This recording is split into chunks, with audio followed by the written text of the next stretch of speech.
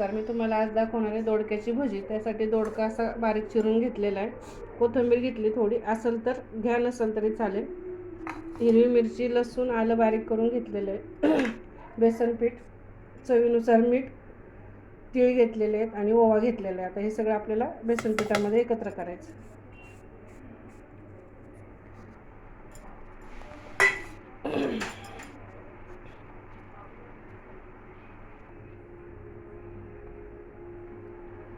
जसं आपण आपल्या कांदा भजीला पीठ कालवतो त्यानुसारच पीठ कालवायचं आहे.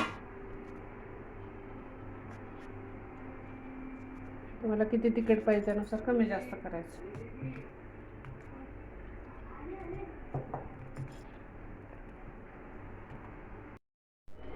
भजीचं पीठ मी असं कालवलेलं आहे. आपलं तेल पण गरम झालं आहे. आता मी भजी सोडून घेते.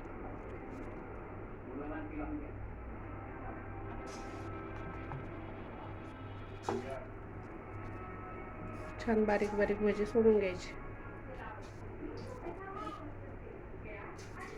आता भजी आपण पलटी करून घेऊ.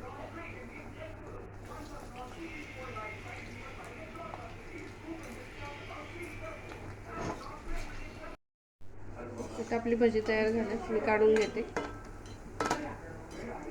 सगळी भजी अशाच प्रकारे करून घ्यायची.